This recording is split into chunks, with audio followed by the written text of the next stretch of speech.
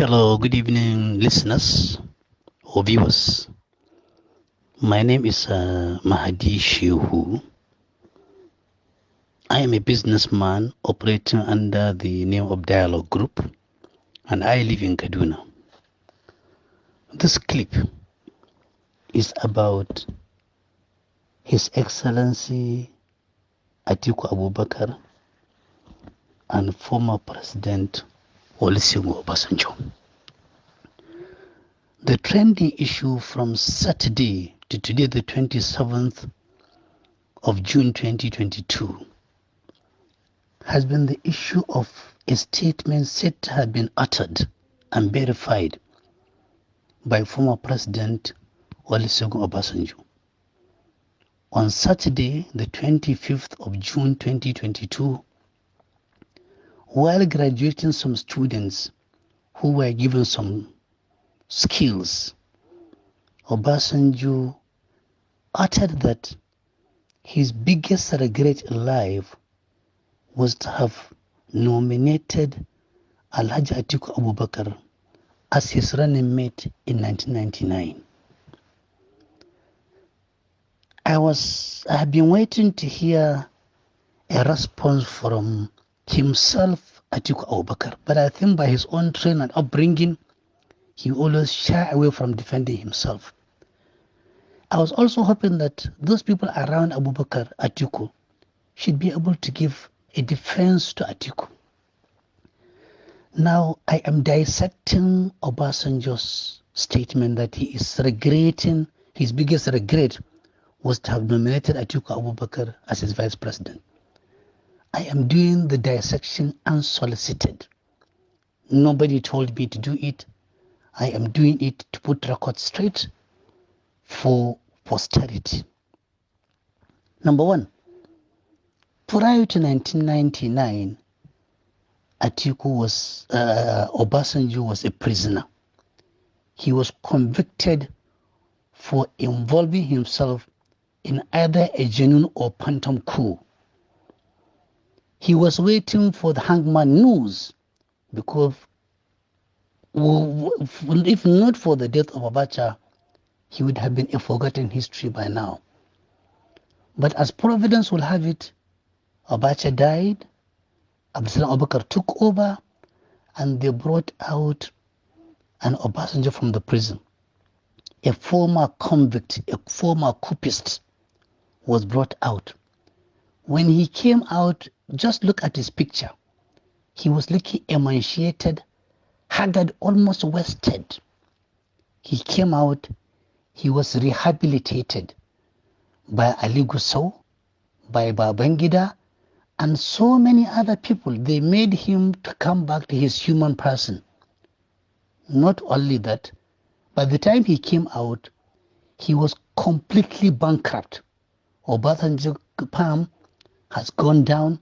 Everything about Obasanjo was in bankruptcy. They dragged him and drafted him into the political arena. They did all they could to ensure that he became the president of Nigeria, and he became one.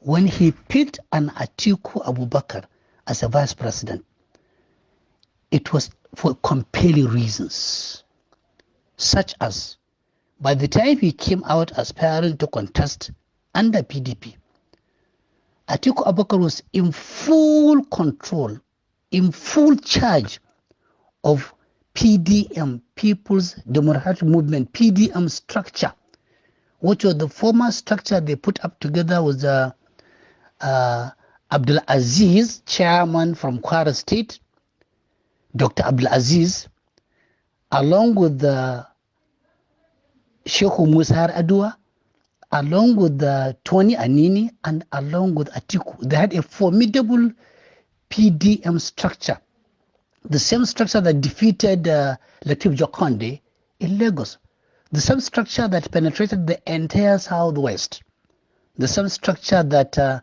engraved its own name in bronze, in silver, and in gold. So he had no option. He had to go for an Atiku because Atiku was in full charge of PDM structure, and Obasanjo was desperately looking for a structure that will accommodate him being a former convict and a former coupist that nobody believed in him. That was how he picked Atiku. It was not in good faith. He took Atiku because Atiku had the connection, he had the reach out, he had the strength, he had the generosity to allow Obasanjo to ride on that PDM structure, raise the resources for him to win the presidency. After winning the presidency, all was well. Not until Obasanjo became well-seated, well-oriented, and he started displaying exactly what an Obasanjo is. A betrayer, somebody who uses and dump people, somebody unreliable, somebody with a lot of moral questions. And I will come to this issue of moral questions. That was how he picked an Atiku. It was not a favor he did. It was, in turn, Atiku made a great favor to him. Without an Atiku structure, without an Atiku resources and finance, he wouldn't have been a president in 1999. This needs to be put in clear record for posterity for those who don't know Obasanjo. Number two, in a normal society, people like Obasanjo should have been imprisoned by now, waiting to be hanged because of the monumental crime he committed against Nigerian populace. Under Obasanjo, over 11 trillion naira was committed for the purpose of generating power, no power. Over 600 billion naira was spent under Anini, his works minister, for roads, no roads. He spearheaded the selling of government properties to his cronies, to himself, and to so many other people around him. Think of Transcorp, think of so many other places that is owned by him, where he has substantial share and interest. He presided over the destruction of the Nigerian economy. Not only that, if you think my comment is out of hate, let me get you comments from his family members. On the 16th of December 2013, Dr. Iyabo, Senator Iyabo, his daughter, who was a commissioner before she became a senator, wrote a letter to Obasanjo. For those who are interested in knowing the content of the letter, please go and read that letter. Iyabo Obasanjo's letter to her father, biological father, Obasanjo. The contents tell you exactly what Obasanjo is. Unreliable, vindictive, wicked, and somebody who is cheap and mean. That is the summary of Iyabo's letter. If you can't get Iyabo's letter, go and get the recent news magazine of 5 March 2022. The title is Obasanjo's Stupendous Wealth, 1999 to 2007. It will shock you how somebody who came out from the prison bankrupt and how he came across that stupendous wealth as enumerated, itemized, and mentioned by the news magazine. If you can't get the news magazine, you may remember Benga Obasanjo. You remember the accusation of Benga against his father, that his father was sleeping with his wife. Meaning Obasanjo was sleeping with his daughter-in-law.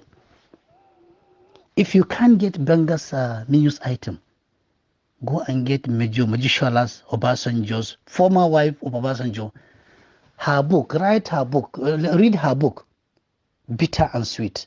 She gave a narrative of how she survived an Obasanjo in a matrimonial home. Most of the adjectives used are even unprintable, but she printed them. She painted him as somebody who is always after women. Anything in skirt. An unreliable person. A person who has no respect for his family. In a normal society, an Obasanjo should bury his head in shame. We've not had an Atiku's daughter or an Atiku's son accusing Atiku of infidelity. In fact, it's not even infidelity. That is beyond infidelity. It's incestuous relationship. We have not heard of that. Don't forget that as a sitting vice president, Atiku fought Obasanjo 9 times in different courts up to the Supreme Court, and he won all 9 times because it was an accusation based on treachery.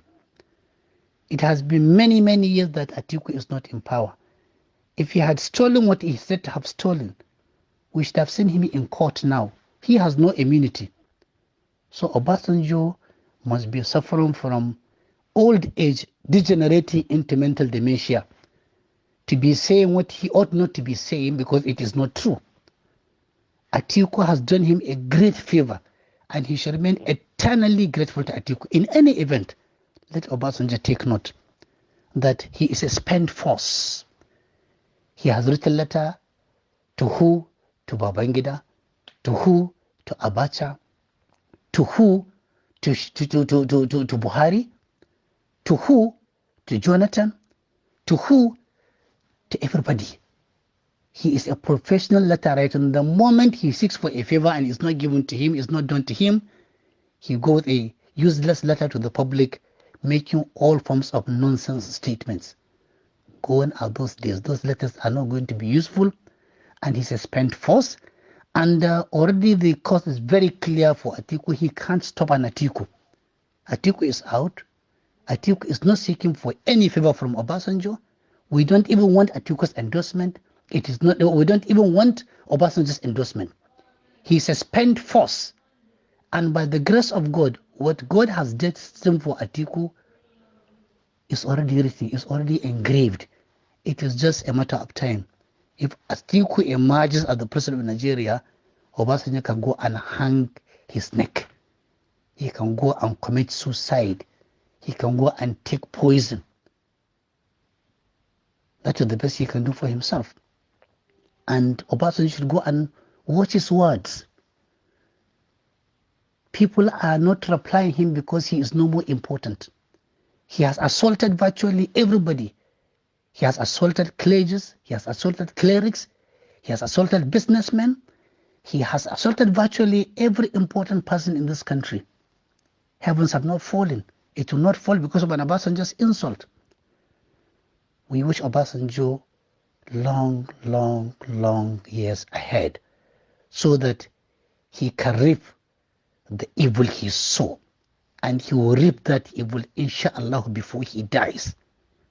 Long live the Republic of Nigeria. May God protect Nigeria. May God protect Atiku Abubakar from this venom coming out from Obasanjo's heart, mind, and psyche. A venom that is coming out in wholesale and in retail, and a venom that will consume only an Obasanjo because he manufactured that venom, hoping to injure people who are innocent. I rest my case.